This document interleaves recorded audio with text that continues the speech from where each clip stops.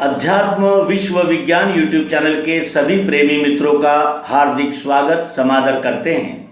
मित्रों, श्री सर्वांगानंद जी चैतन्य, श्री स्वामी सर्वांगानंद जी चैतन्य केंद्रीय अध्यात्म विज्ञान शाला के पूर्ववर्ती संचालक और इन्होंने सर्वांग योग पर विशेष भाष्य लिख रखा है और उसी भाष्य में सर्वांग योग की महत्ता क्या है और उस महत्ता को राष्ट्रीय नेताओं तक पहुंचाने के लिए क्या प्रयास किए गए और उन प्रयासों का क्या फल हुआ, इस विषय में एक लेख इस अंक में प्रस्तुत करते हैं। आशा है आपको ये जानकर प्रसन्नता होगी कि हमारे पूर्ववर्ती संचालकों ने यह प्रयास किया, लेकिन हमारे भारतवर्ष के दुर्भाग्य से इस दिव्य दृष्टि सर्वांग योग की ओर हमारे राजनीतिक नेताओं ने दुर्लक्ष्य किया, जिसका परिणाम आज हम प्रत्यक्ष देख रहे हैं कि अराजकता और अमानवीयता, बम विस्फोट, मारकाट और परस्पर कट्टरता, विध्वंस, इसी का दृश्य आज हमें दिखाई पड़ रहा है। श्री सर्वांगानंद जी चैतन्य इन्होंने किए हुए इस यानी उद्बोधन से हमें ये ज्ञात होता है कि श्री स्वराजानंद जी चैतन्य आदि हमारे पूर्ववर्ती केंद्रीय अध्यात्म विज्ञान शाला के संचालकों ने इस दिशा में जो कार्य किए, उन कार्यों का यहाँ विशद वर्णन है और इस कार्य की आवश्यकता भी इस लेख से हमें ज्ञात होती है। आइए श्री सर्वांगानंद जी चैतन्य, इनका एक लेख इस अंक में। दिव्य दृष्टि का स्थायी बीज अंतर्भूत करने वाला सर्वांग योग, यह यौगिक प्रभावी छोटा सा ग्रंथ इस पृथ्वी तल पर रहने वाले सब भाषा भाषी मानव समाज के कोने कोने में पहुंच जाए। भगवान के इस वेद तुल्य दार्शनिक ग्रंथ पढ़ के मनन करके समाज के लिए कुछ शिक्षा का संस्कार, बुद्धिमत्ता और आर्थिक बल की भी आवश्यकता होती है। इन साधनों से संपन्न व्यक्तियां भारत में बहुत अंश मात्र में हैं। भारत की अधिकांश जनता देहातों में रहती है। वह गरीब, कृषि प्रधान, श्रमजीवी और निरक्षर भी है, परंतु परमात्मा का यथार्थ और प्रत्यक्ष दर्शन होने से अवश्य श्रद्धा और सतग्राहकता इस अधिकांश जनता में विशेष रूप से है। ऐसे अधिकांश अपढ़ और गरीब जनता को भी परमात्मा दर्शन की विशेष ज़रूरत है। उनका भी यथार्थ और प्रत्यक्ष परमात्मा दर्शन करना यह जन्म सिद्ध हक है। मानव बल की उत्क्रांति करने वाले धर्म संबंधी गांठ अज्ञान को धर्म के नाम पर चले हुए रोचक, अद्भुत, भयानक, भावपूर्ण अनेक धर्म सांप्रदायिक, परंतु जिन्हें सत्य निरोधक अधर्म ही कहना उचित है, उनके कूटनीति युक्त और स्वार्थी प्रभाव से तथा भौतिक निरीश्वरवादी पाश्चात्य राजनैतिक मत प्रचार से भारतीय जनता का भावी जीवन दृश्य भेदक, दुख पूर्णता का और अशांति का होने वाला है। यह बुद्धावतार को स्पष्ट दिख रहा था। प्राचीन आर्य तत्वज्ञान के अध्यात्म विज्ञान का आधार लिए बिना पाश्चात्य देश की जनता राजसत्ता, प्रजासत्ता, एक व्यक्ति सत्ता, राजतंत्रों के प्रयोग करने में फंस जाने वाली है। नाजीज़म, मार्क्सिज्म, कम्युनलिज्म, सोशलिज्म, कम्युनिस्टिज्म, बोल्शेविज्म, नानकलिज्म इत्यादि अनेक इज्म को उत्पन्न करने वाली है और विवेकहीन अनुकरण प्रिय भारत की जनता पर उनके परिणाम होने वाले हैं। यह बुद्धावतार उनके युग युग में लिए हुए अवतार कार्य के अनुभव से जानते थे। हिटलर, स्टालिन, चाकायशेव इत्यादि नरपिशाच प्रकट होकर मानव को त्राही त्राही भगवान कहने लगाएंगे।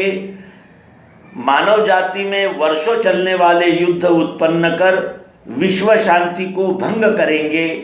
भौतिक संपत्ति से मदोन्मत्त होकर अमेरिका, रशिया सरीखे राष्ट्र निरपराध मानवता का अकल्पनीय प्रमाण में विध्वंस करने वाले अणुअस्त्र, कीटाणुअस्त्र इत्यादि का आविष्कार कर उन्हें युद्धोपभोग में लाकर नर राक्षस और नरभक्षक राष्ट्र बनेंगे। यह भावी दृश्य भगवान ने देखा था।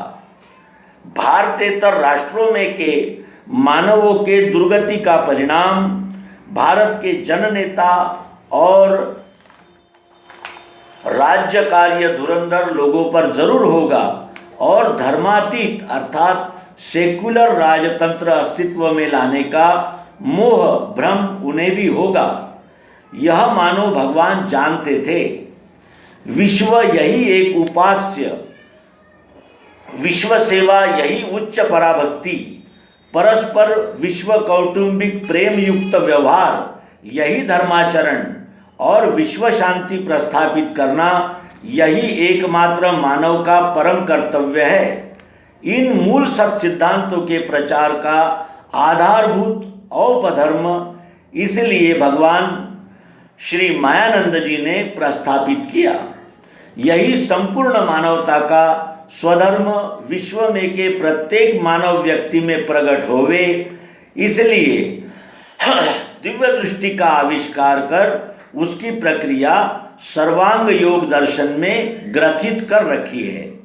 भारत का और भारत में स्फूर्ति का मार्गदर्शन होकर भारत से अन्य राष्ट्रों का उद्धार हो जाए, संपूर्ण मानवता का अधःपतन स्थगित होकर उसकी सर्वांगीण उन्नत उत्क्रांति होवे, इसलिए मानव के उद्धार के लिए अश्वमेघ दिव्य चक्षु का स्थायी बीज रहने वाला सर्वांग योग ग्रंथ भगवान ने रचा।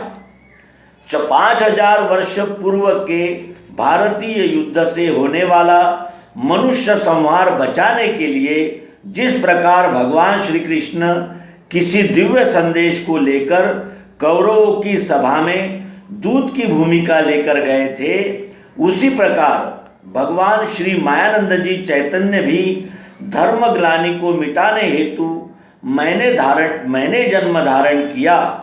40 वर्ष तक इस हेतु से कार्य का अनुभव लेकर उस समय के श्रीमान लॉर्ड आयरविज साहेब, वाइसराय या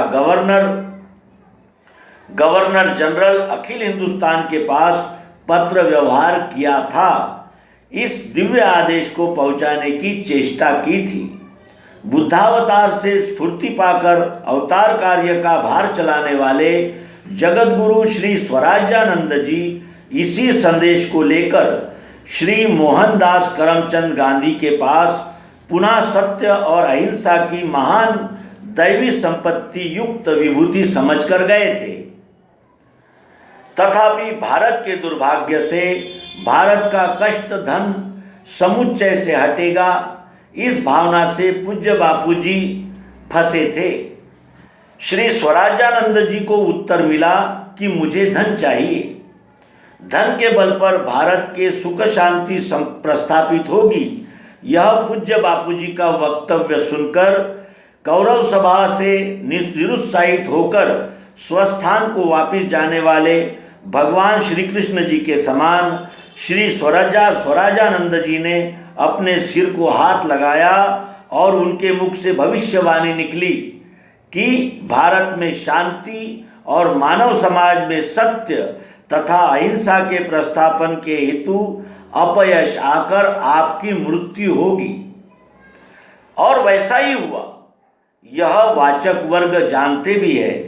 भारत के सांप्रत काल के राज्य तंत्र के कर्णधारों को हम अभी भी बारंबार सचेत करना चाहते हैं कि आगामी भविष्य में होने वाले स्पष्ट रूप से दिखने वाले सर्वरूप और रुद्र रूप आपको भारत का संरक्षण करना हो तो धर्मातीत राष्ट्र बना के मानव स्वभाव को राक्षसी और आसुरी स्वभाव में से उत्क्रांत कर दैवी स्वभाव में प्रकाश कराने वाले दिव्य दृष्टि के प्रचार में सहयोग कीजिए। तो इस प्रकार केंद्रीय अध्यात्म विज्ञान शाला के चतुर्थ संचालक श्री स्वामी स्वराजानंद जी सर्वागानंद जी चैतन्य, इनका यह उद्बोधन हमने सुना। और इस प्रकार यदि श्री स्वराजानंद जी चैतन्य इनके प्रयास सफल होते तो आज भारत का वर्तमान दृश्य कुछ और ही होता, यह कहने में कोई प्रत्यवाय नहीं है। तो मित्रों, इस प्रकार के प्रयास करने वाले उन महान विभूतियों का यहाँ हम स्मरण करते हैं।